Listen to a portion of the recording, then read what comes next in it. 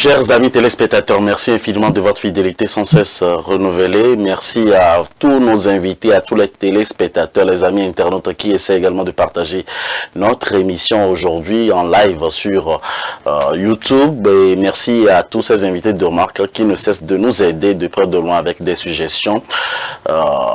L'une des formules, disons donc, au cours donc de cette année 2022, le recensement de toute la diaspora a été fait et on a vu également 48 délégués, nouveaux délégués et pour notre diaspora.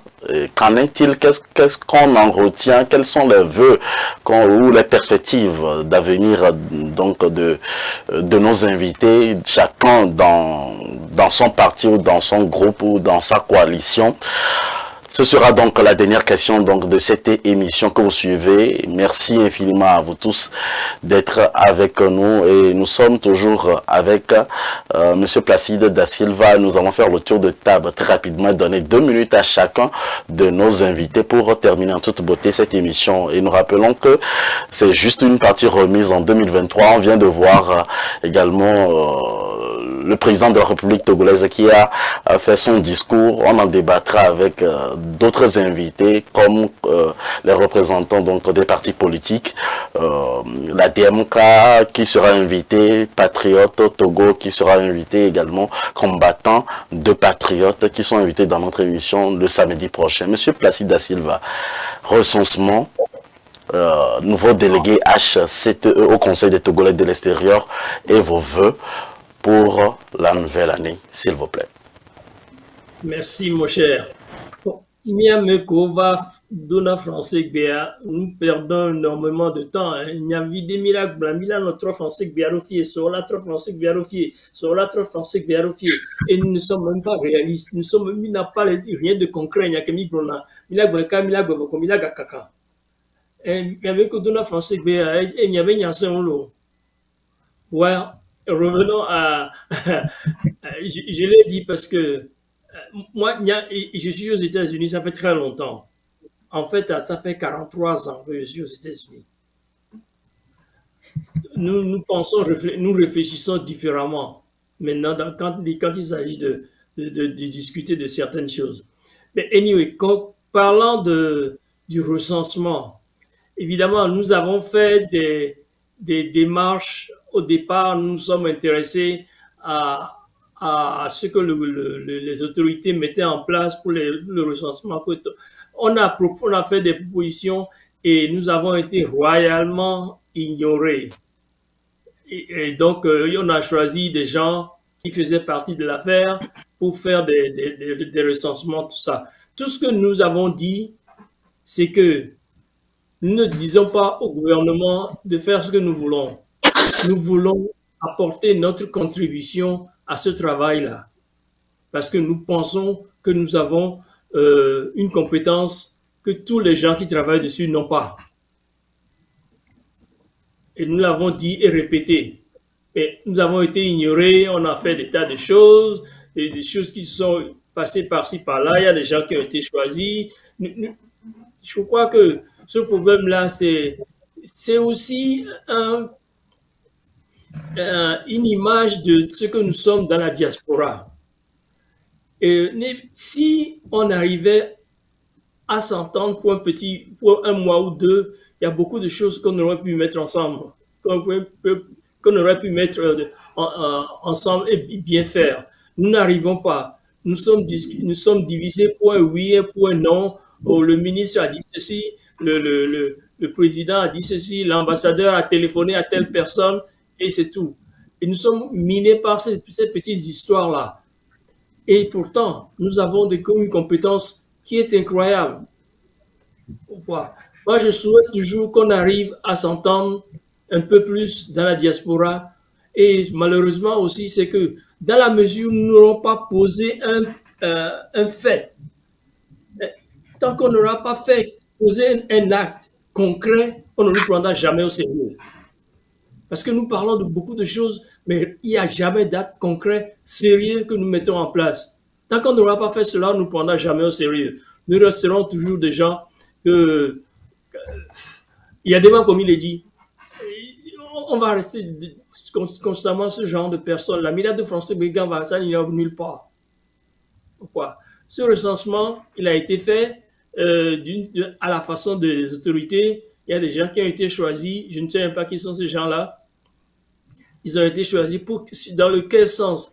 Pourquoi? Les gens que nous voulons choisir, si toute la diaspora avait vraiment l'occasion de voter sérieusement, de voter comme ça se fait dans le pays ici, parce que nous sommes habitués à ce genre à ces méthodes de vie, on aurait pu, à Mekemila choisira, ce serait différent.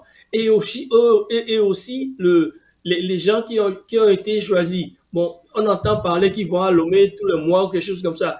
Est-ce que Amewa, il s'était inclus dans la désignation de son poste? Est-ce que c'était tous les mois là on rencontre Nemia Tomia Megoli et diaspora?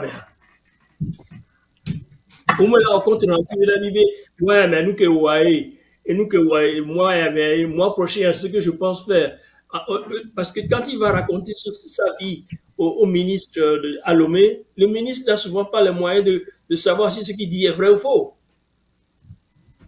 Pourquoi? Et il y a toutes ces petites choses-là qui ont raté et que toujours nous marquons le pas, nous n'arrivons pas à avancer.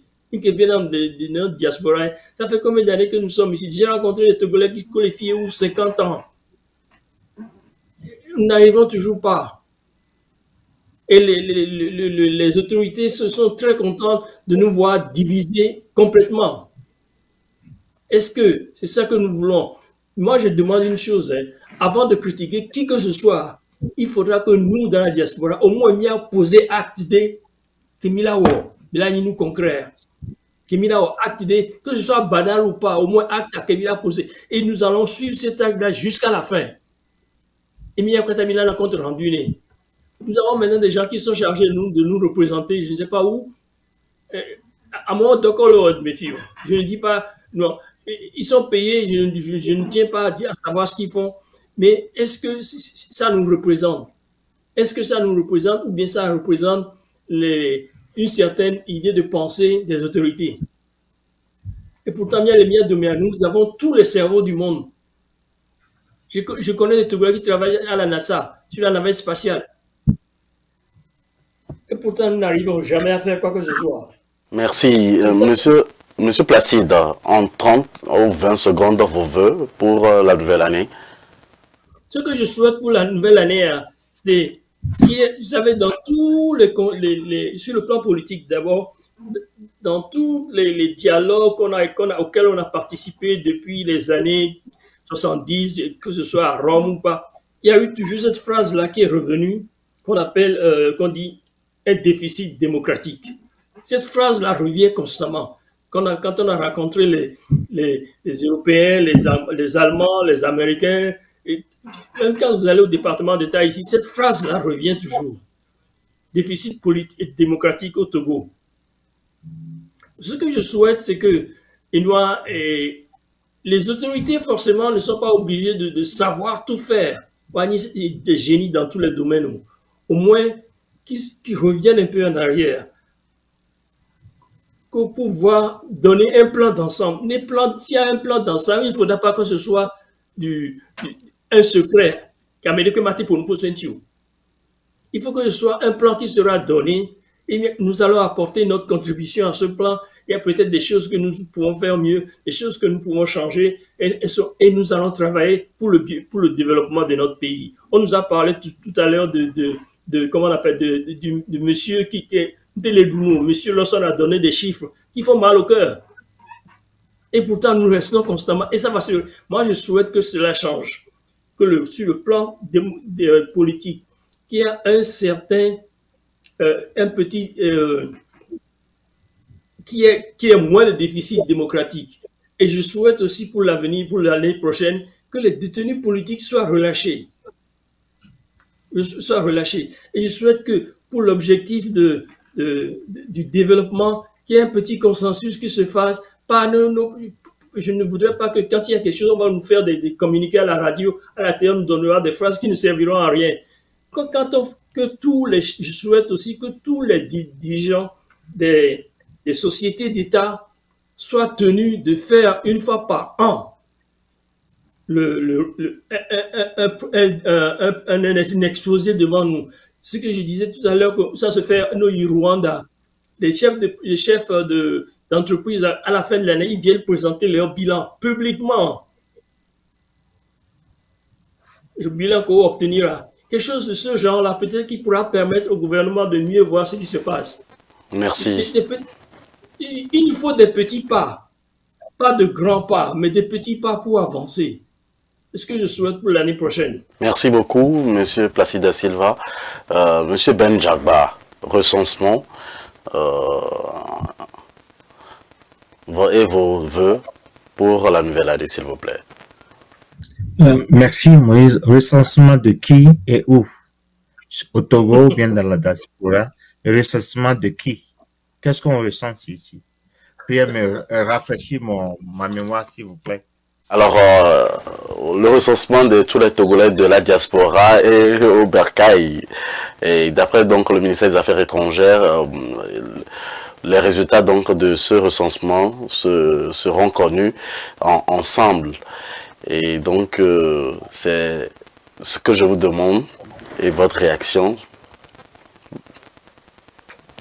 Donc, je vais répondre à cette question de façon brève parce que je n'irai pas trop dans les détails pour la simple raison aujourd'hui que ma dernière visite au Togo date de 2013 et je suis parti par le Ghana et rentré à Lomé par la brousse. Je n'ose pas aujourd'hui rentrer au Togo, donc je ne peux pas me permettre aujourd'hui de me faire recenser par qui que ce soit pour quelque raison que ce soit pour servir quelque dictature que ce soit. Ce problème de recensement est un faux problème. Pour la simple raison que quand on rentre au Togo aujourd'hui, la majorité de nos compatriotes de la diaspora sont vite et très rapidement bastillés. Donc, on recense quoi pour qui?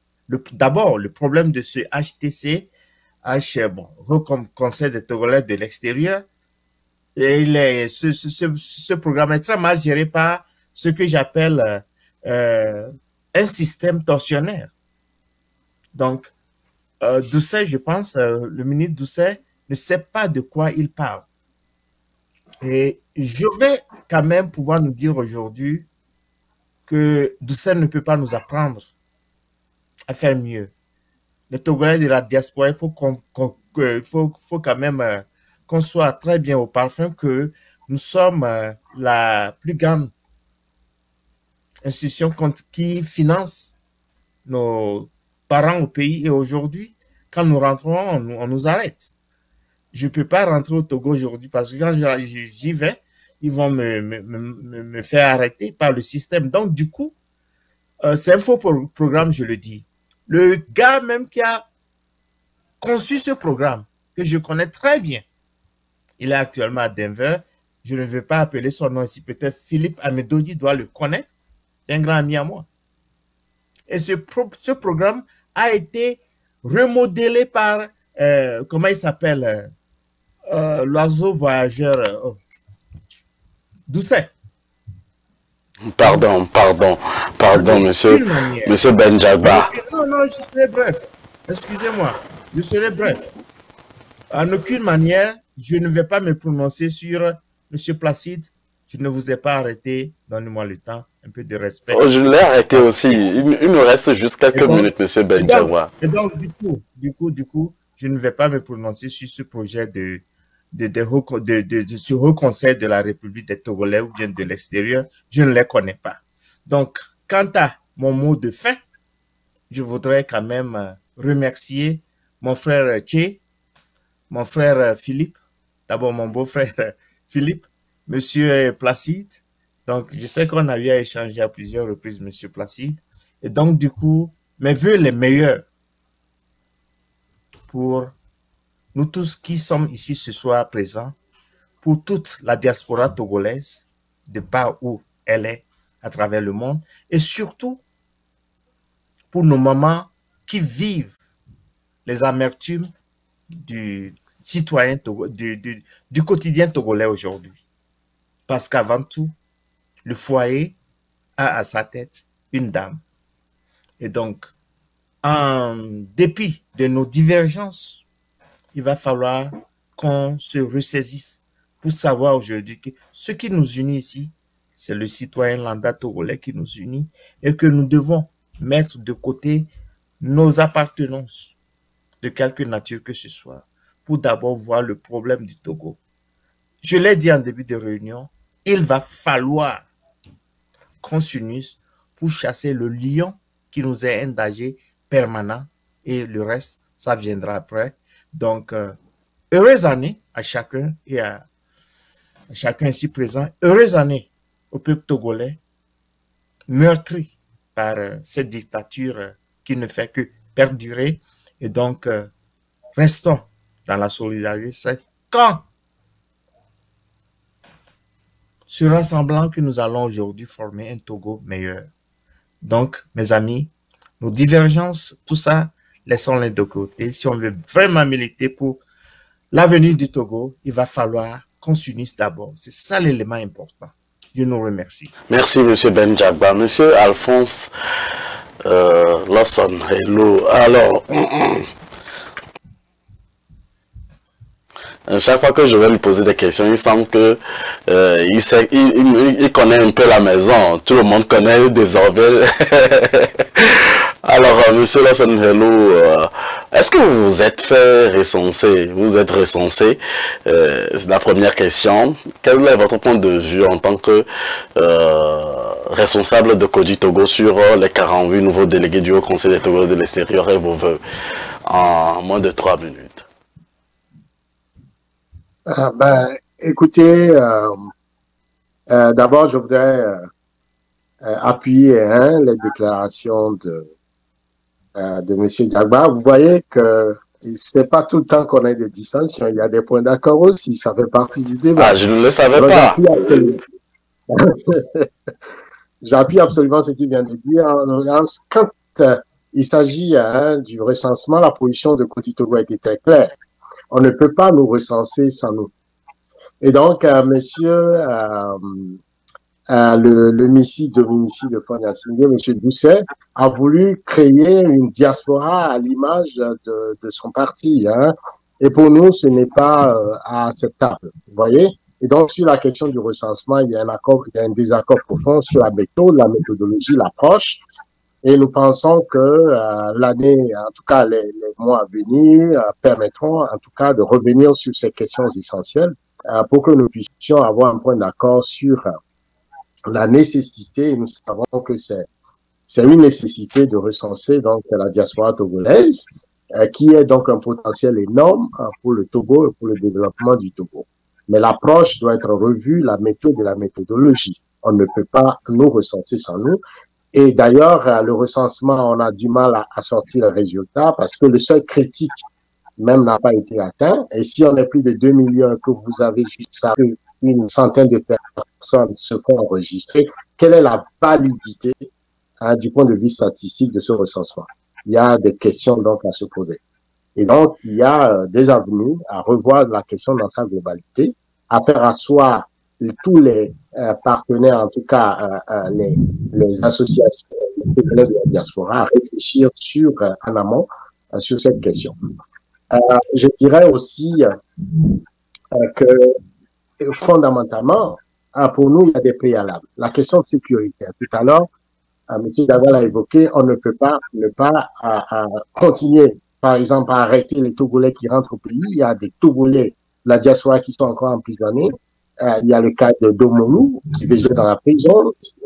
Il y a le cas de Aziz Goma, qui est un Togolais d'origine irlandaise, qui est retenu contre son gré, que sa santé se dégrade.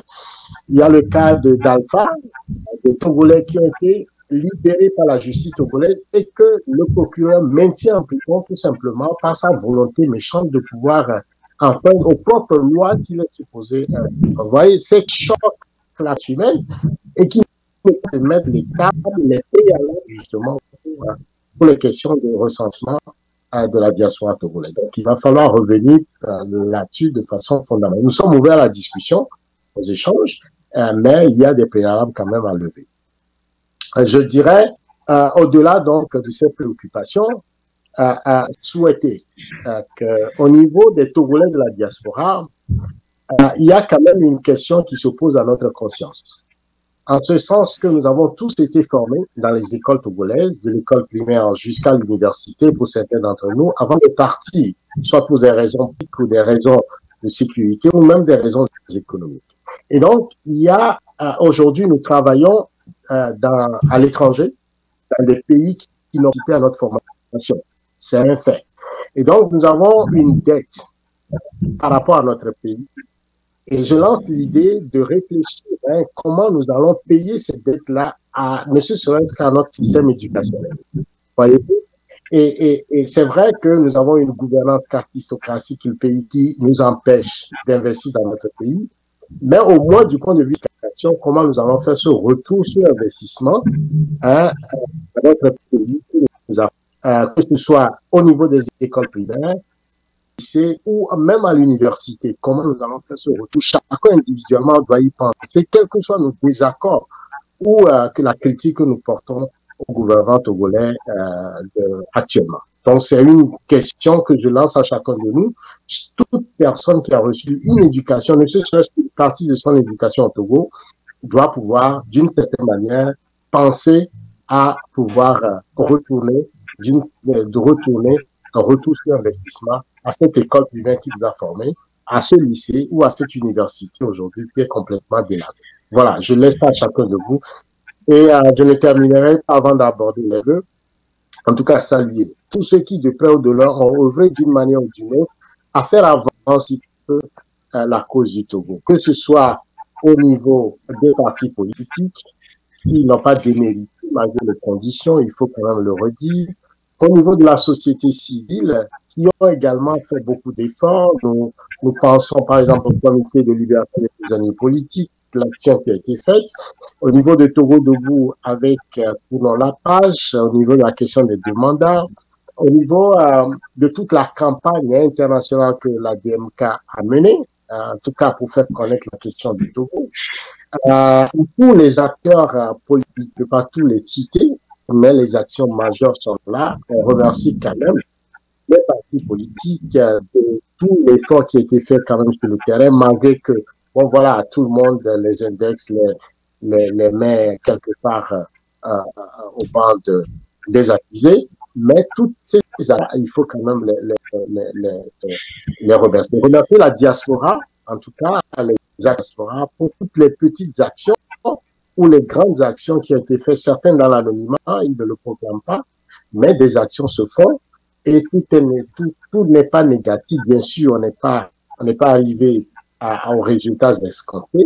Les médias, par exemple, vous, Afro Web TV, tous les médias de la diaspora, Radio Avouleté, Info Web TV, en tout cas, toutes les actions, toutes les initiatives qui sont prises, je tiens quand même à les saluer. Au niveau des questions des prisonniers politiques, beaucoup ont fait et continuent à faire. Je les remercie. Et la toute dernière, quand même, qui a été assez extraordinaire, c'est la libération des élèves qui ont été maintenus en prison au nord, dans les prisons d'Apparan. Des actions citoyennes ont été menées.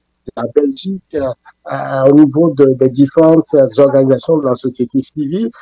Franchement, il faut saluer toutes ces actions et ne pas retenir seulement sur notre tableau des actions négatives. Je salue aussi l'action citoyenne des femmes pyramides qui ont porté le combat de la société civile, des actions sociales et qui continuent à réclamer l'augmentation du SMIC parce que sans un SMIC, le SMIC à 35 000, les Togolais seront toujours dans la pauvreté.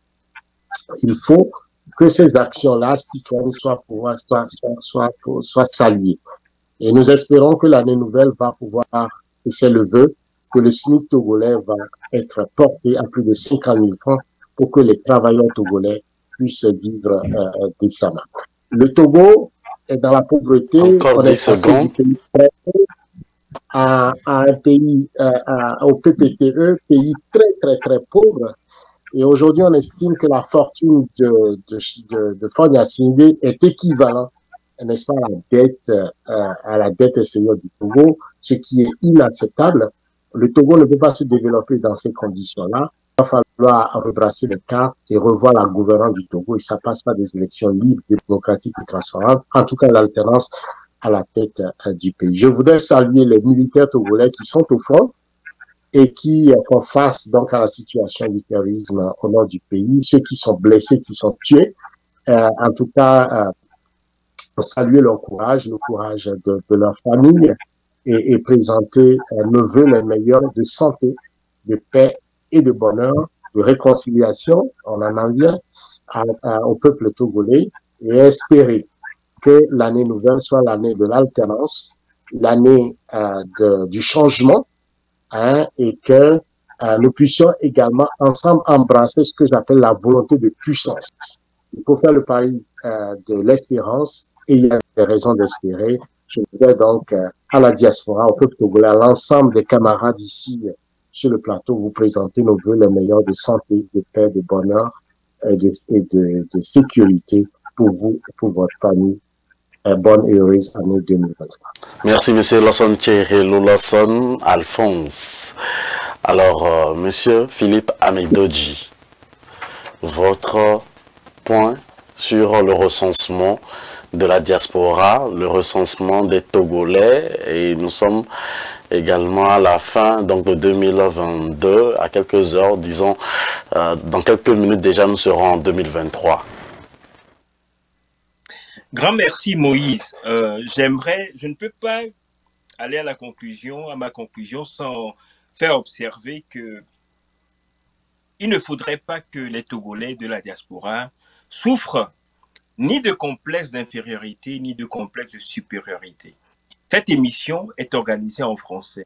Donc, si certains se plaignent du discours ou bien de la forme élaborée du langage français des uns des autres, bon, chacun d'entre nous venons du Togo, Alphonse l'a dit tout à l'heure, en tout cas, nous maîtrisons chacun, en ce qui nous concerne, la langue, notre langue maternelle.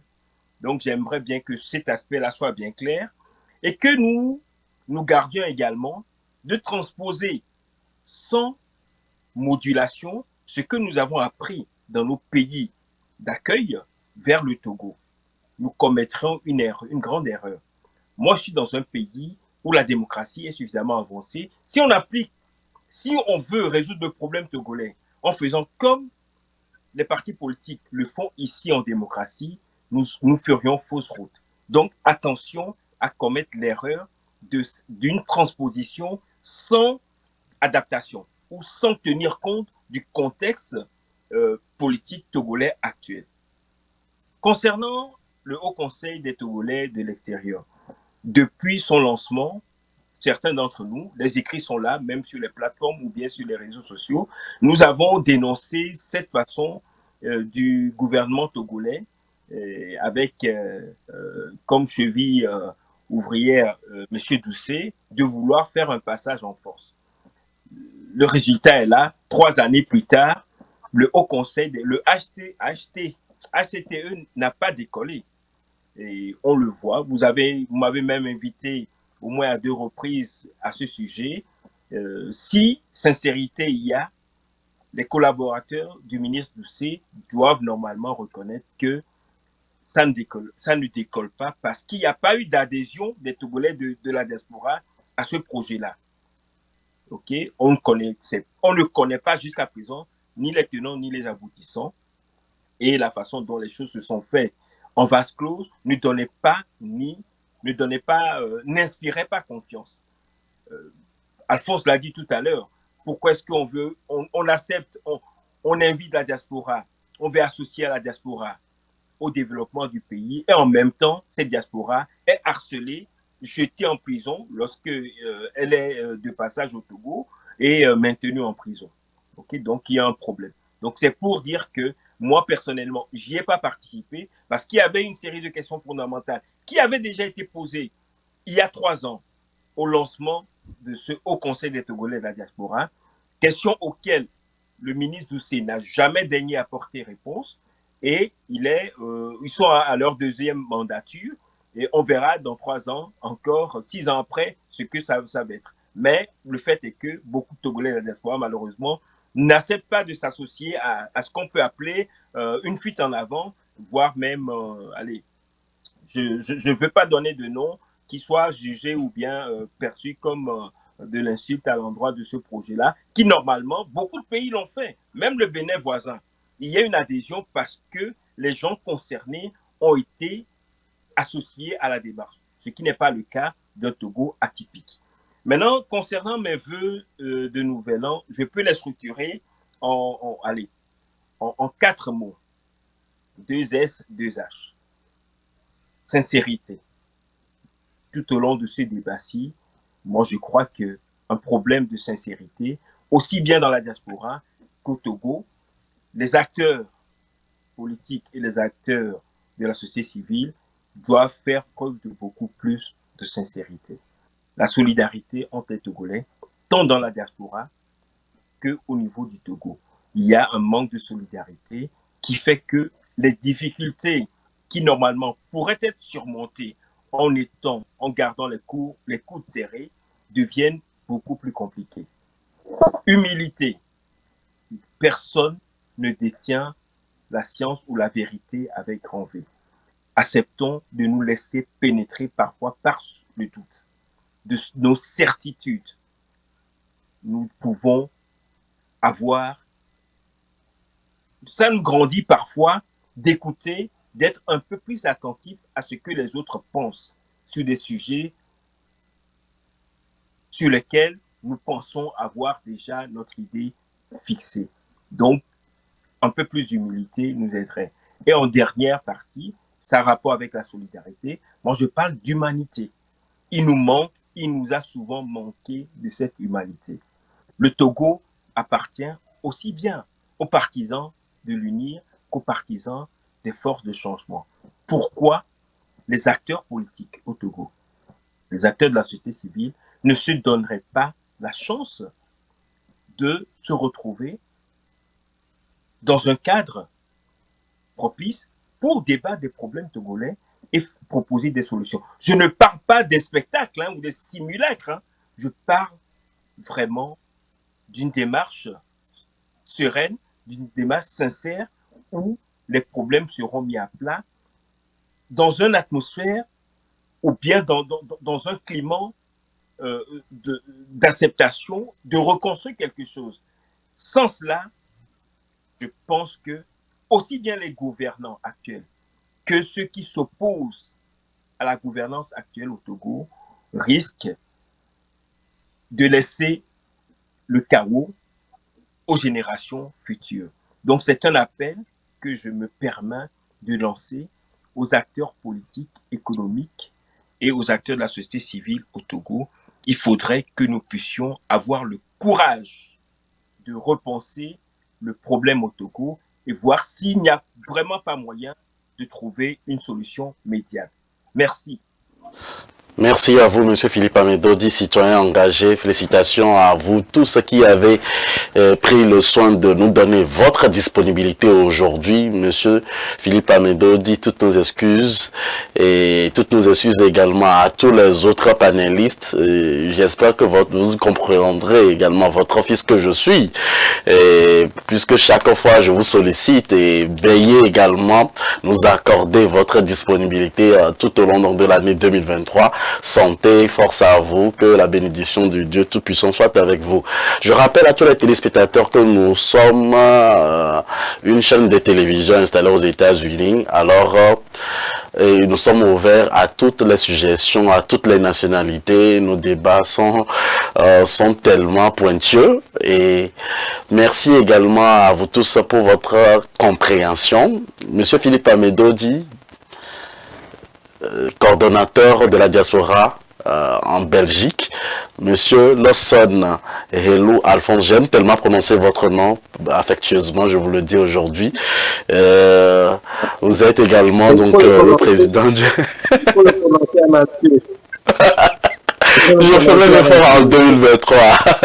Alors, vous êtes le président du mouvement pour un Togo nouveau et coordonnateur de Kodi Togo. Monsieur Ben Djagba, vous êtes un proche collaborateur donc de Dr Agbome Kodjo et vous êtes acteur politique. Monsieur Placide Da Silva, vous êtes également le président des fédérations de l'Alliance nationale pour le changement aux États-Unis. Merci à tous et à chacun de vous de nous avoir suivis. Excellente suite de nos programmes sur AfroWeb TV et que Dieu vous garde. Excellente année à tous et à chacun de vous.